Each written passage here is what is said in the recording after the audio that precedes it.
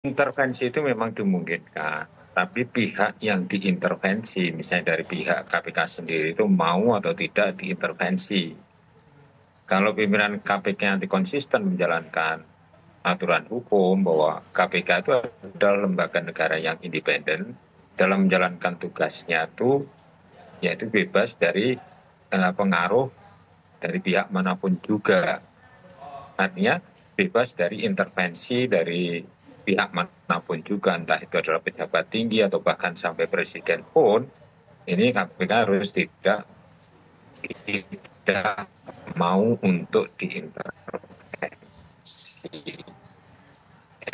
Ini kita lihat saja kalau periode pihak-pihak tertentu.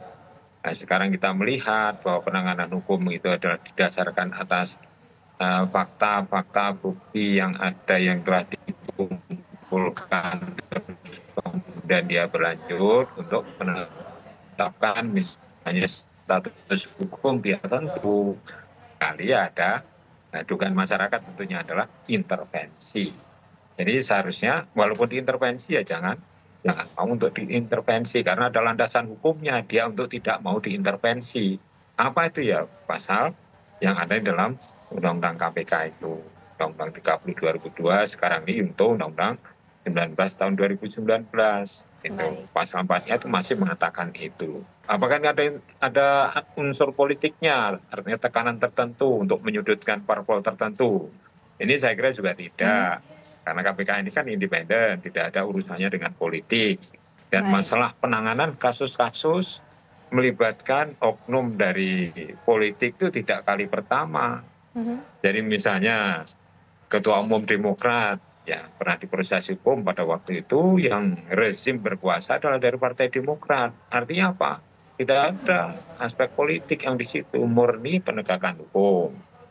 Kemudian juga itu pada saat Partai Persatuan Pembangunan atau P3. Itu ketua umumnya kan ada 2 yang sudah tersangka. Kemudian Partai Golkar, ya, yang sekarang masih belum bebas itu. Itu kan juga ketua umum. Artinya apa di sini?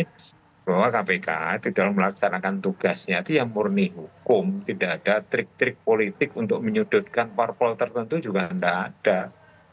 Memang ranahnya bukan kok ranah untuk disuruh-suruh menjadi alat Baik. penguasa untuk menjatuhkan lawan politik yang lain itu tidak Baik, ada. Pak Yasin. Seharusnya seperti itu.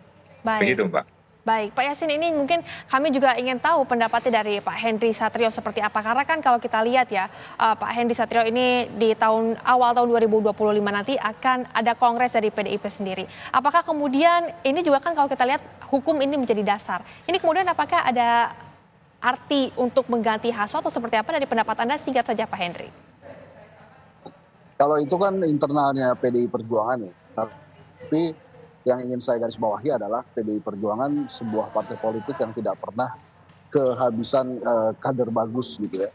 Ada Mas Ganjar, ada Pak Bambang Pacul dan lain-lain lah gitu. Jadi menurut saya kalau itu pertanyaannya itu internalnya PDI Perjuangan, Mbak Rehana, apakah akan diambil langkah-langkah yang memang tadi Mbak Rehana sebutkan atau tidak. Apalagi menurut saya Ibu Mega lebih dari seorang yang bijaksana dalam menilai sebuah kasus gitu ya. Dan lagi-lagi kalau menurut saya bisa jadi bukan hanya PDI Perjuangan yang akan melakukan evaluasi atau refleksi internal. Partai-partai politik lain pun saya rasa juga akan melakukan evaluasi internal.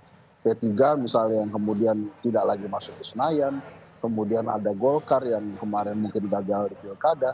Jadi kalau kongres itu semua partai politik menurut saya akan melakukan evaluasi, termasuk PDI Perjuangan terlepas dari case yang pagi ini kita dengar. Dan satu hal lagi menurut saya, KPK harus segera menuntaskan hal ini. Karena diawali dengan kasusnya komisioner KPK yang menerima suap kalau saya tidak salah. Mhm. Kemudian dia sudah ditahan, Baik. kemudian ada saksi yang lari, kemudian hari ini ada penangkapan atau penetapan tersangka Pak Hasto sebagai tersangka gitu ya. Nah Baik. ini harus segera diselesaikan saja supaya masyarakat tidak bingung ya dan kemudian Mhm. tidak menduga-duga. Apakah ini case politik atau case hukum, apalagi saat ini kan KPK Baik. sudah termasuk ASN kalau saya tidak salah ya. Maka ada baiknya ini segera diselesaikan seluruh-seluruhnya seadil-adilnya kalau kata Sumpah Presiden itu. Baik, Pak Henry dan juga